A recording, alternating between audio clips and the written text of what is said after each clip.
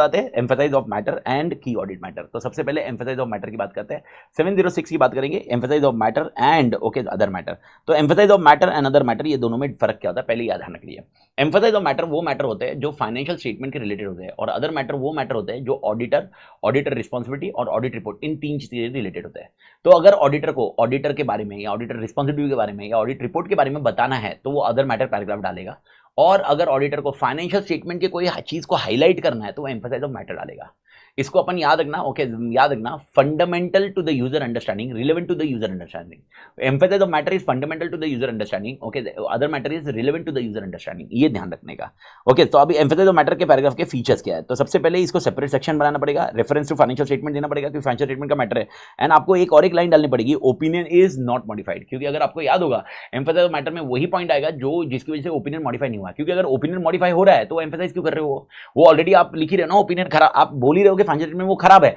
अब वो खराब लिख रहे हो तो क्यों बोल रहे हो नोट नंबर 13 जाके पढ़ो, आप बोल ही रहे हो नोट नंबर 13 खराब है तो वापस क्यों एम्फेसाइज करोगे, तो याद रखना उसकी वजह से ओपिनियन मॉडिफाई नहीं हुआ, ये आपको बताना है। तो इन शॉर्ट आपके ये फीचर्स में क्या होना चाहिए, फीचर्स या एम्फेसाइज ऑफ मैटर में क्या आना चाहिए, एक तो सेपरेट सेक्शन आना चाहिए, यानी आपने जो 13 पॉइंट इधर पढ़े हुए title address opinion basis for opinion something, basis for opinion के बाद ये गोइंग कंसर्न के बीच में और एक पैराग्राफ आ जाएगा that is called emphasise of matter paragraph. उसके अंदर अपन लिखेंगे कि भाई refer note number 13 which is related to contingent liability, और अपने को ये लिखना पड़ेगा उसकी वजह से मेरा ओपिनियन चेंज नहीं हुआ है, ओके ये लिखना पड़ेगा।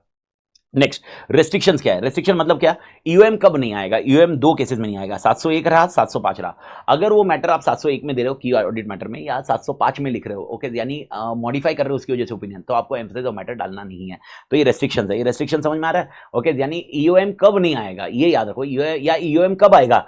यूएम आप लिखते वक्त देखो कैसे लिखना है, अगर यूएम कब आएगा पूछा मैंने तो यूएम जब आएगा जब 701 नहीं आएगा और 705 नहीं आएगा ऐसा लिखो, या यूएम कब नहीं आना चाहिए, जब 701 और 705 है तब यूएम नहीं आना चाहिए। सर एग्जांपल्स क्या है यूएम के, कंटिजेंट लायबिलिटीज इसको हाईलाइट करना है, अर्ली एप्लीकेशन ऑफ एएफआरएफ, ओके यानी कोई अकाउंटिंग स्टैंडर्ड को आप अर्ली अप्लाई कर रहे हो उसकी वजह से रिजर्व्स आ रहे हैं, ओके क्योंकि फिगर्स चेंज हो गया तो रिजर्व्स आ रहे हैं, तो रिजर्व्स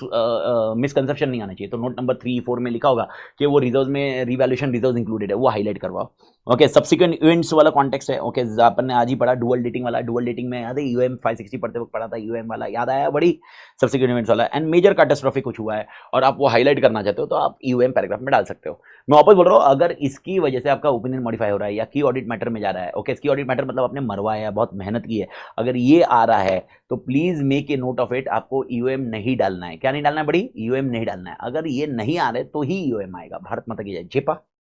सबको समझ में आ रहेगा बड़ी परफेक्ट। एंड भाई और एक चीज है, यूएम डाल दिया तो it is not a substitute for, okay disclosure in financial statement, going concern का reporting and modified opinion, technically एकदम तीनों पॉइंट्स ही है, ओके देखो अगर यूएम में अपन नोट नंबर अपन डाल रहे हैं 5th paragraph um, okay I want share holder to refer note number 13 as a contingent liability of 5 crore which is against the company. अब कंपनी क्या बोलेगी, अरे यार तू ले दे ही रहे पैराग्राफ नंबर 5 में contingent liability, okay note number 13 में, तो मैं काम करता हूँ नोट नंबर 13 उड़ा देता हूँ, शेयर होल्डर तो इसमें से देख लेंगे, चलेगा क्या है नहीं, तो it is not a substitute for, इस कॉन्टेक्स्ट से ध्यान रखने का, it is not a substitute for disclosure, समझा, यानी मैनेजमेंट को जो डिस्क्लोजर करने वो तो करने ही पड़ेंगे, it is not a substitute for going concern. अगर आप यूएम में गोइंग कंसर्न के बारे में भी डाल रहे हो तो गोइंग कंसर्न का रिपोर्टिंग जो पैरा नंबर 5 था ना वो तो करना ही पड़ेगा अलग से। And last point, okay modified opinion, it is not a substitute for modified opinion, ये तो अपने डिस्कशन कर ही लिया है कि भाई यार एक काम करते हैं, मुझे ओपिनियन को मॉडिफाई करना है, जान दे मॉडिफाई कौन करेगा यार, मॉडिफाई की वजह से वो इमेज खराब हो जाएगी, उससे अच्छा एक काम करते हैं और मॉडिफाई नहीं करते, उसकी वजह से क्या करते हैं, उसकी वजह से वो